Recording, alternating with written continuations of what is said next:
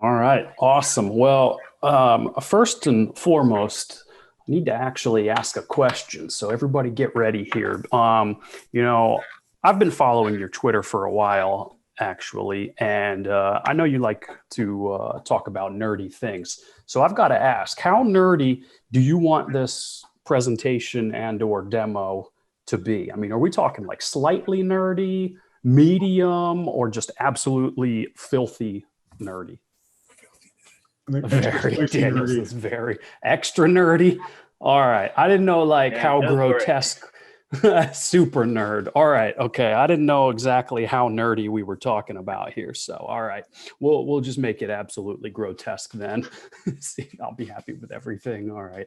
Nerd porn, please. All right. All right. I don't know who else is in the audience, so cover your ears if it gets a little too much. But so as you can see, the topic is all about deploying lots and lots and lots of Raspberry Pis. Um, and we'll get into how to accomplish that using Balena. There are obviously other methods out there as well. You're welcome to use any of them. I happen to enjoy the Balena workflow, and that's what we're going to cover here. So right off the bat, here's me. My name is David. I'm a developer advocate at Balena. And if you go look at the Raspberry Pint Twitter, you can see that Richard already tagged us in a tweet, but it's pretty simple at Balena_IO. And I'm happy to help you with your projects and get you started on them. Pretty simple to get a hold of me, David at Balena.io. Super easy. Now, the very first question that most people ask is, who the hell is Balena? For folks on this call, though, I have a strange feeling you may have stumbled upon us because when you go to flash an SD card to put into your Raspberry Pi, there's a few options. Raspberry Pi Imager is one of them. You can always just DD it if you're a command line aficionado. But honestly, a lot of folks come across Etcher and use Etcher. You can write Ubuntu, Debian, Fedora, other Linux distros to USB sticks, or in the case of the Pi, an SD card. So if you're using Etcher, you've in fact heard of Balena. You just maybe didn't realize it. Etcher, however, is an open source project. It's a little utility application that flashes cards. That doesn't actually pay the bills or keep the lights on. What does pay the bills and keep the lights on around here is Balena Cloud. And that is an enterprise grade platform for deploying IoT devices at scale.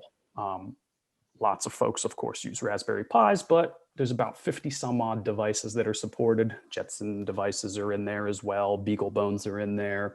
Try to think of some other ones. There's some industrial grade carrier boards in there. We also produce one of our own called the Balena Fin. Some banana pies, orange pies, pies of every flavor.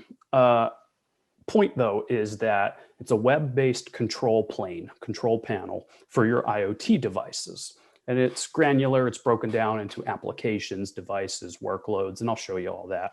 And it gives you access to those devices no matter where they're located. The devices open up a private VPN connection back to Balena Cloud, and then you can interact with them so long as they've got connectivity of some method.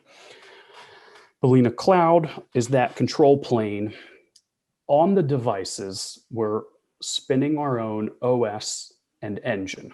And the OS is called Balena OS. It's based on Yocto Linux.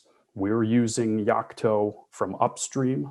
So Balena OS is also open source, just like Etcher is open source. You can build from source your own minimal operating system and run it on your own devices.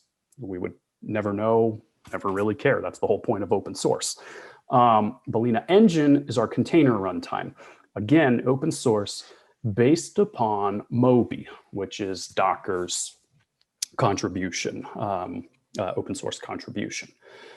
So with that said, I talked about fleet management And a lot of people then ask, what does that mean? Everyone asks, are you talking like vehicles, like fleets of vehicles? And the answer is no. It's actually mass deployments of Pis or other devices. And so the premise is this: a single Raspberry Pi sitting on your desk, like literally 35 million people have that I think they have sold. That's all well and good. It's easy. It's right here. You can hook up a keyboard and mouse. You can hook up all of your hats, your sensors, interact with it. Great. But once you start to deploy them out into the wild, into the field, and you're no longer just one device on your desk, maybe it's 9, maybe it's 900, maybe it's 9,000. Maybe they're not actually all Raspberry Pis or different flavors and variants of Raspberry Pis. It starts to get unwieldy. And so you need a way to manage and maintain those devices and push updated workloads to them.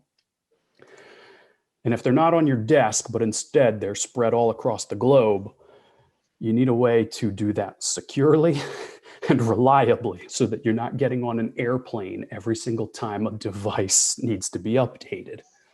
So real quickly, I'll fly through this because it is pretty nerdy. But I don't want to just stick to slides. We'll try and do something live, see if it works. But I talked about for a brief moment earlier, Balena OS.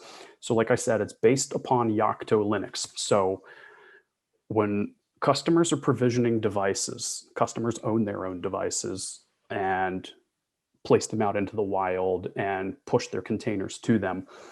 We're not running Raspbian, which is what most folks are familiar with, or Ubuntu. I know they make a distro targeting the Pi as well, and lots of others do as well. But we're spinning Balena OS. And so it's minimal by design. It's on purpose, a very cut down OS, which then in turn lowers the RAM and the resource requirements. And it has dual root FS partitions. So you have an A side and a B side. In case of disaster, the device will always revert back to its previous known good configuration. So if you push out an update that doesn't go quite according to your plans, that's your fallback methodology. And I'm going to pause there for one split second because I want to take a quick glance at chat. I'll ask questions if I get lost. No problem, do it. And Daniel says, Balena took over Etcher. No, Etcher is an open source project that has always been produced by Balena. A couple of years back, we changed names from resin.io to balena.io due to a trademark issue. And that's public, that's literally on our blog. We had to rebrand. I want to say it's about 3 years ago. I forget which jurisdiction that was in, but somebody enforced the trademark claim on the name resin. And so, no, Balena did not take over Etcher. Etcher has always been produced by Balena. Just you might be referring to or thinking of from resin.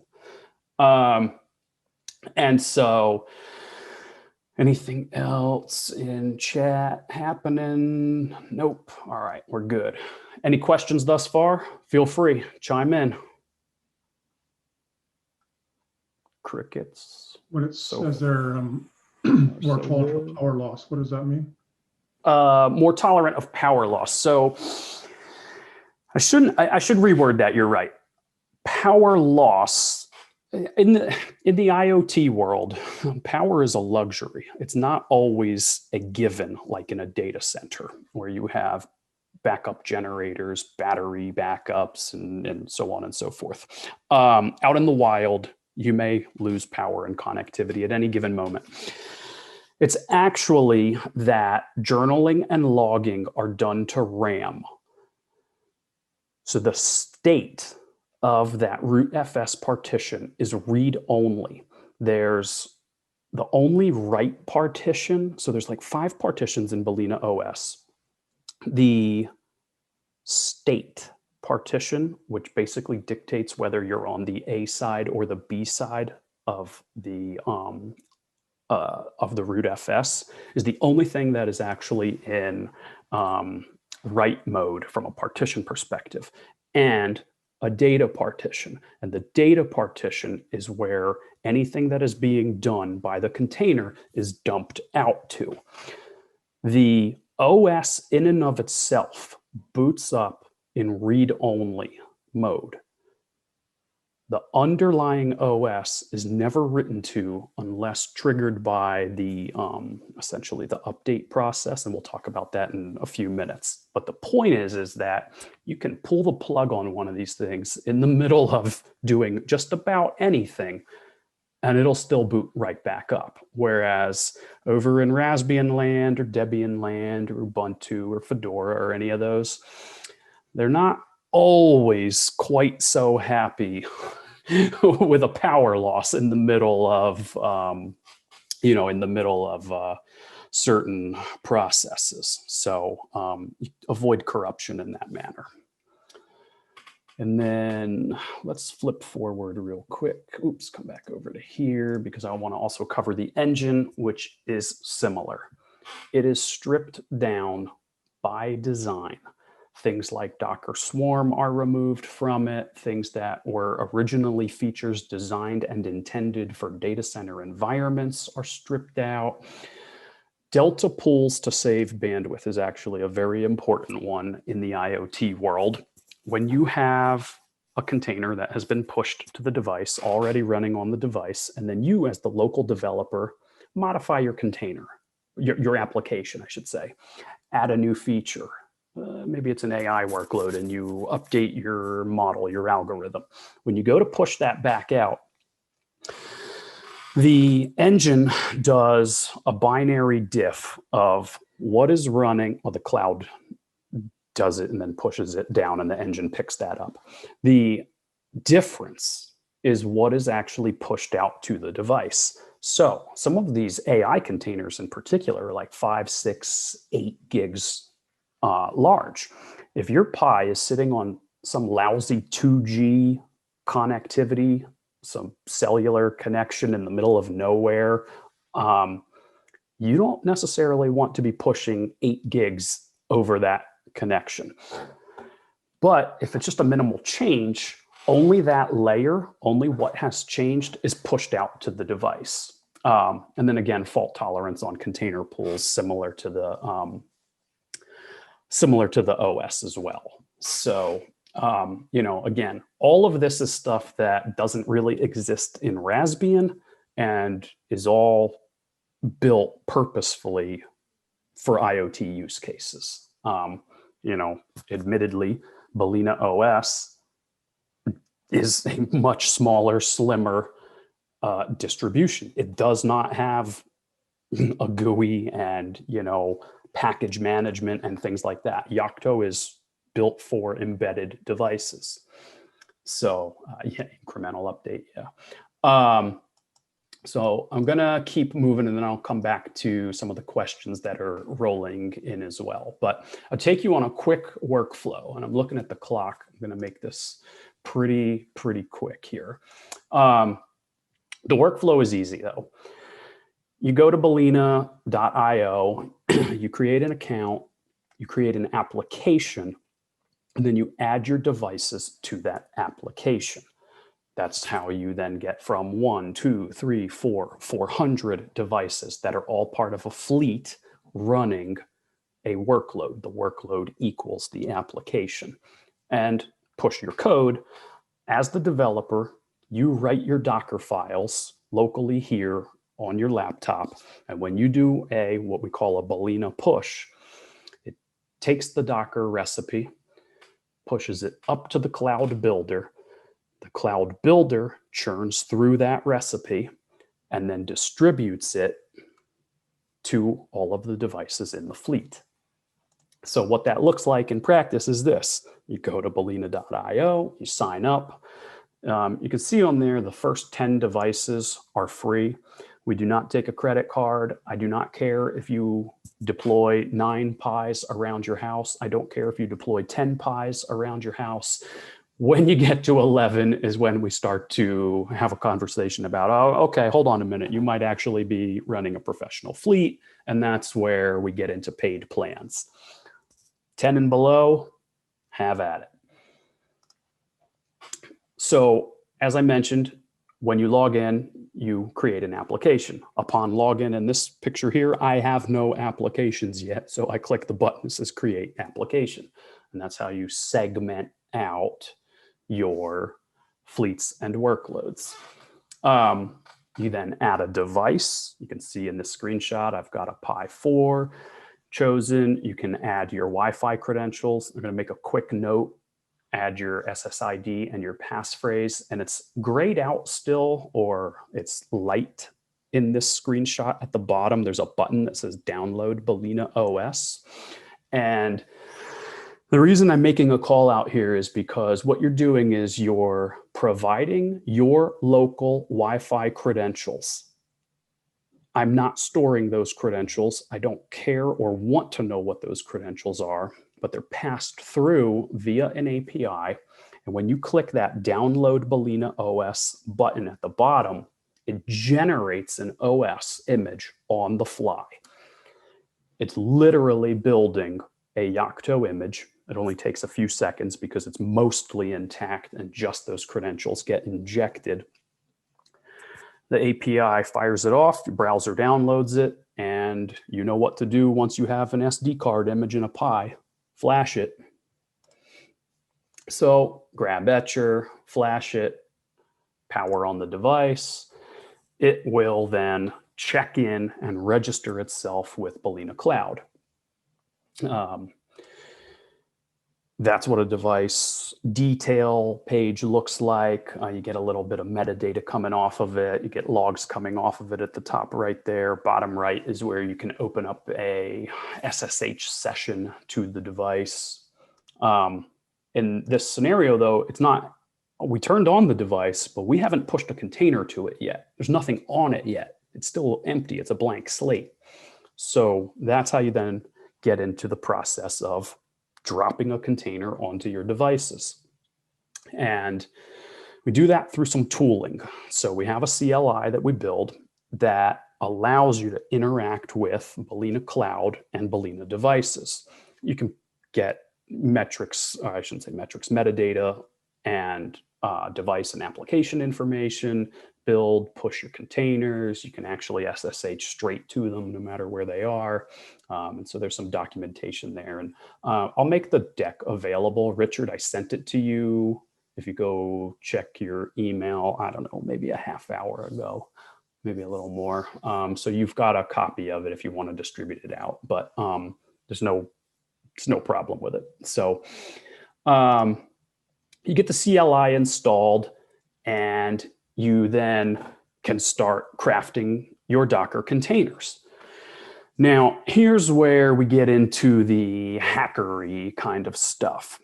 If you know how to write a Docker container and you have an application already, have at it. You can start writing your Docker file, bringing in your artifacts, and pushing that onto your devices. And that's what most of our paying customers do. They've got an application, part of their business process that they're deploying out into the field. They write everything and push it, and they don't really care about this next bit. But we build a lot of sample projects to sort of help people get going and understand the platform. So we have digital signage projects. We've got a home audio project that turns your Pi. These are all Pi based, I should clarify there. There's a TTN Things Network, which Things Conference is underway actually right now this week. There's tons of samples to get going with to help sort of, get those creative juices flowing. For this one though, I went with Balena Sense, and that is build an air quality monitor with Influx, Grafana, Docker, and your Raspberry Pi. So if you have a BME 680 or 280 actually will work as well, like a sense hat, or just simply a BME 680 sensor like so. There's various ones out there. And a Pi and an SD card and a power supply, you can build this project and away you go. So, hang on a second, come back over. So essentially, all you have to do is do a git clone to grab our ready-made repo. The containers are all there. They're all crafted. The Docker files are in place. There's a Docker compose. Literally from this point, it's clone it and push it. To do a push, it's as simple as that. It's, like I said earlier, Balena push. I'm flipping through the workflow of you need to log in through the CLI. Okay, fine. Balena push application name. I happen to call it Balena Sense. Easy enough, right? Packages it all up, pushes it up to the cloud for building. And then at the end, you get Charlie the Unicorn. That is his name. And you get a little summary and the devices that are in the fleet, whether it is 1 or 100 or 1,000, will all pick up the fact that, oh, hey, a new container is ready.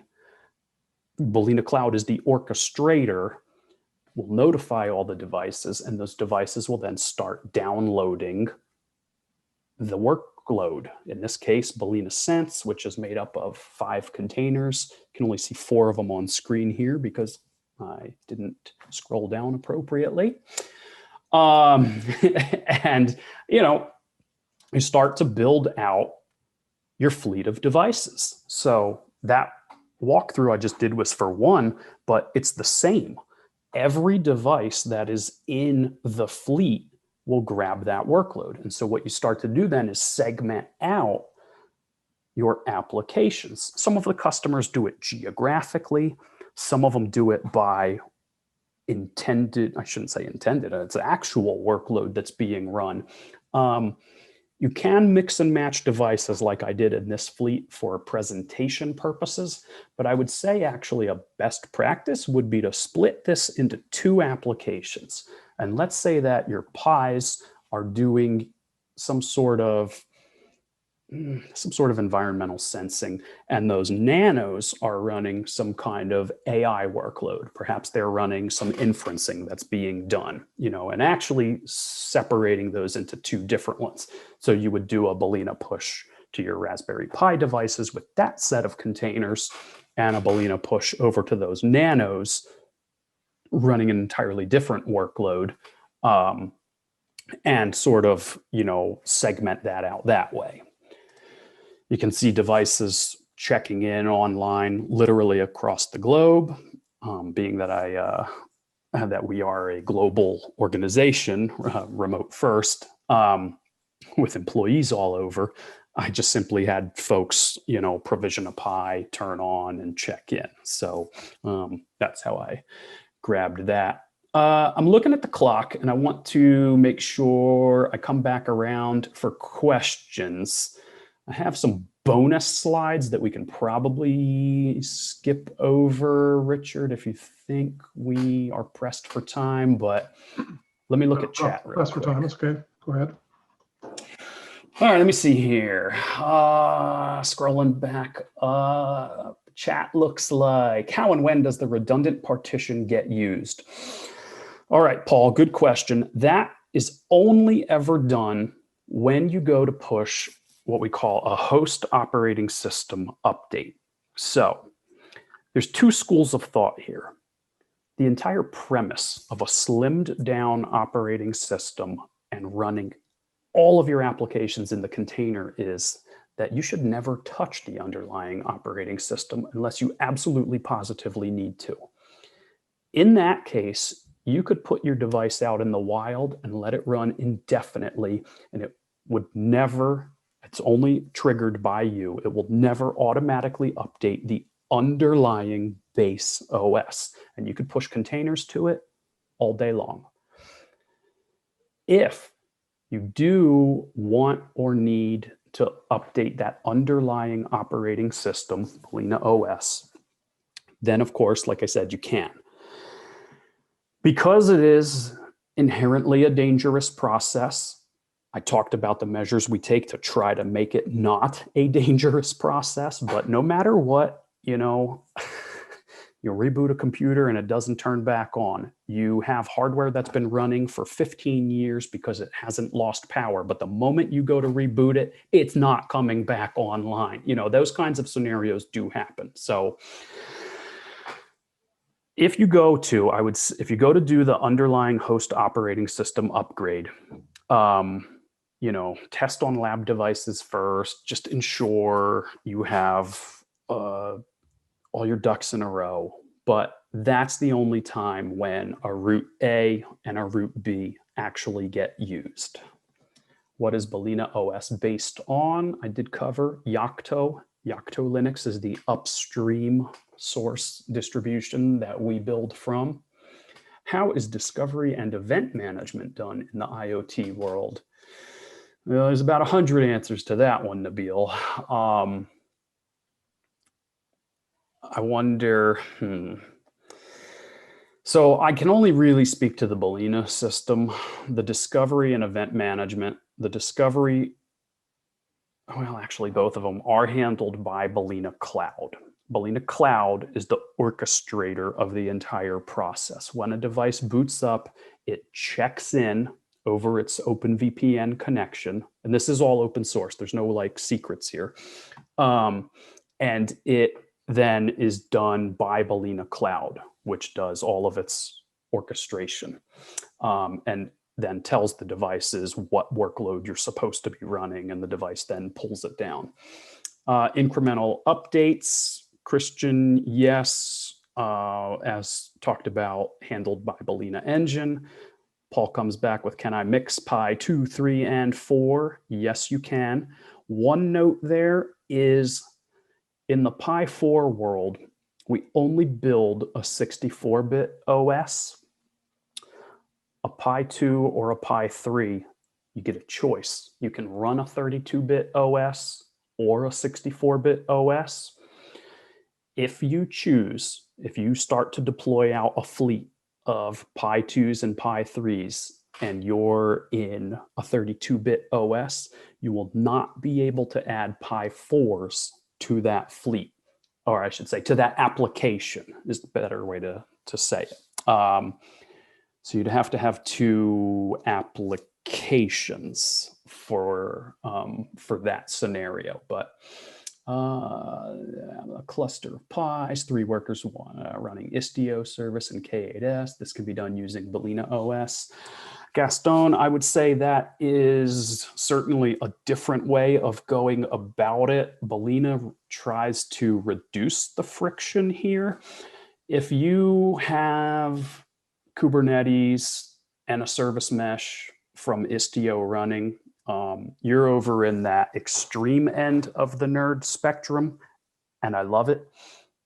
But your typical business user may not know how to do that. And so that's where the workflow that I just showed you, like literally clicking buttons, downloading, flashing, it's, you know, it tries to ease that process. This is very cool. Bruce says, can you stack Wi-Fi credentials? Absolutely. Balena OS, again, based on Yocto, is just running Network Manager. So you can set up NMCLI profiles. So devices, if you know where those target devices are going, you can preload them. You can have fallbacks. You can primary on Wi-Fi, but fall back to cellular. You can do anything that Network Manager can do, your conf file can handle. Let's see here. General question about security, IPv6 NAT. What kind of network compatibility does it have? There are some network requirements. I'll link you to the documentation on that one. It's a bit long-winded for here, but I will send you the doc on that, John. There are ports need to be open. Devices do have to have connectivity. No connectivity means no update.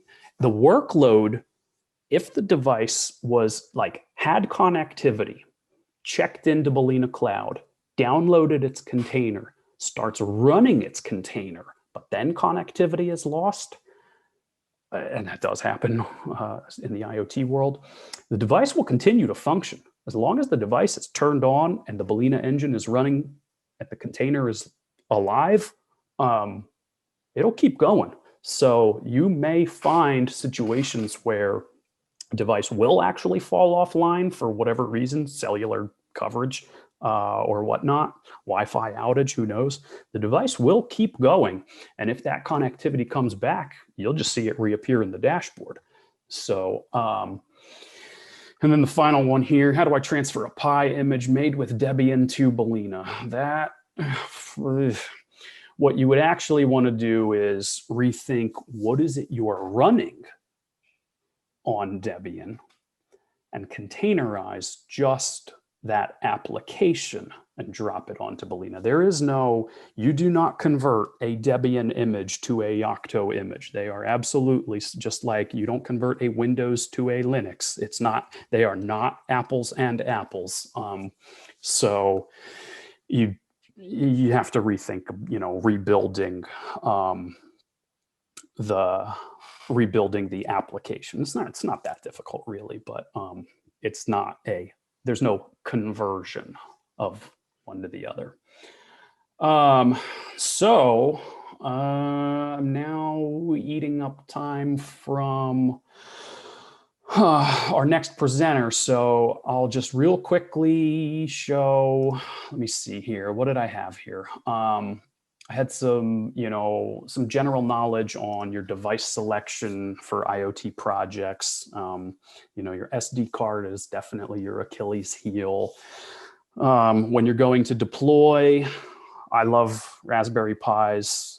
They are definitely a Swiss Army knife, but if it's an enterprise grade project and you're going to be attaching them to the side of an oil rig or a blast furnace, they might not survive. You may need to think about more enterprise grade hardware.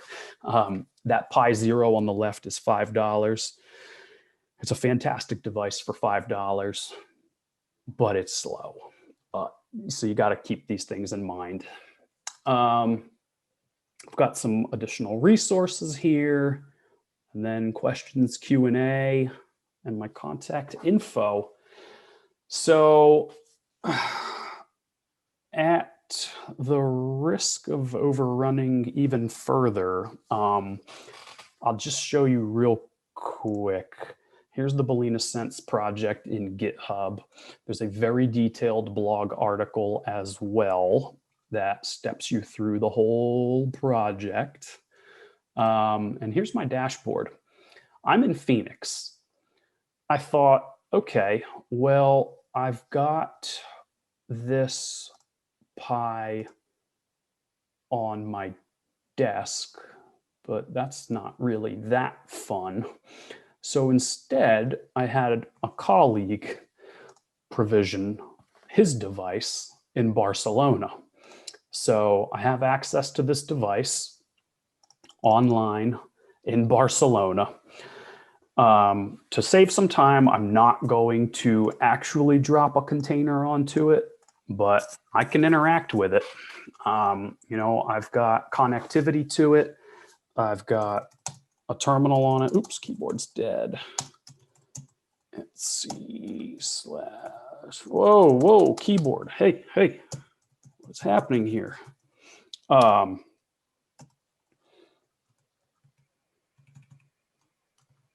Release, so I can see I have, interactivity to it. What I could do is git clone this project, like I kind of showed earlier, and then start the build process.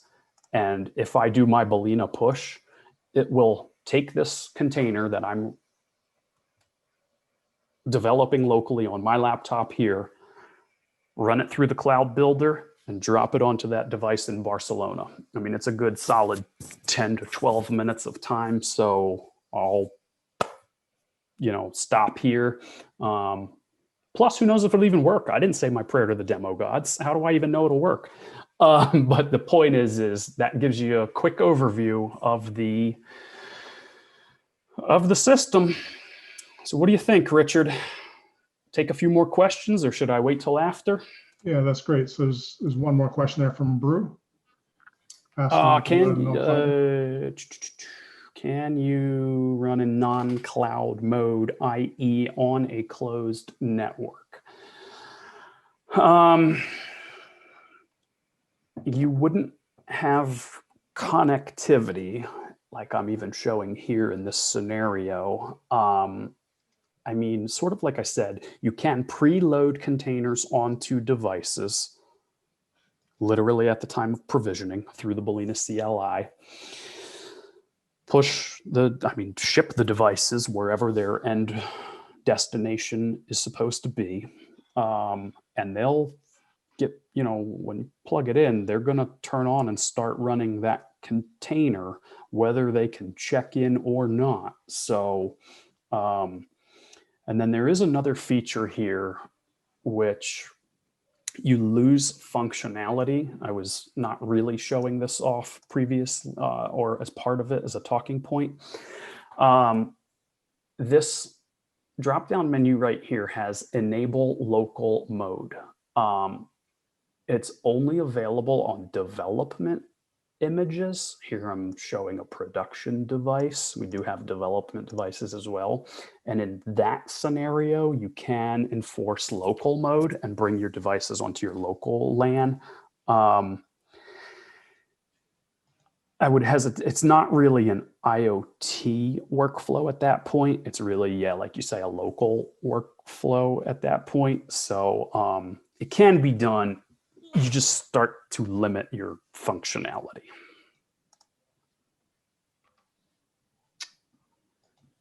And I think you mentioned oil rigs. Is that a good use case? That is one absolutely great use case.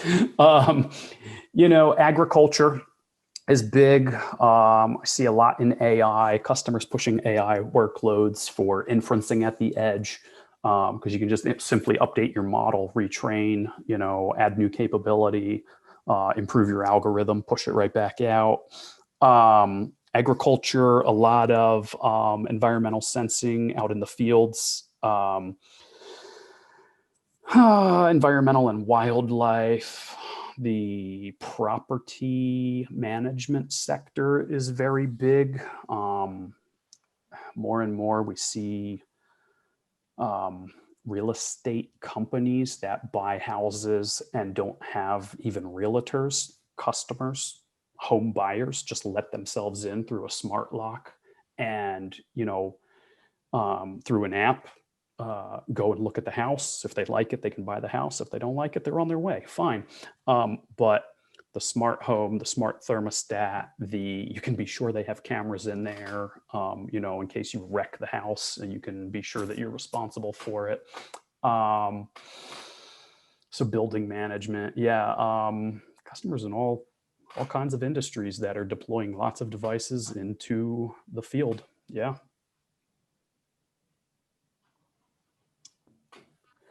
Great. Thanks very much, David. Yeah. It's very interesting. It's a great set of tools there. Yeah, awesome. And sorry I went over. I apologize, you guys. That's all right. It's very, very good. Thanks, David. And I'll be sticking around, so just feel free to chat through here and I can grab any questions. Awesome. Thank you.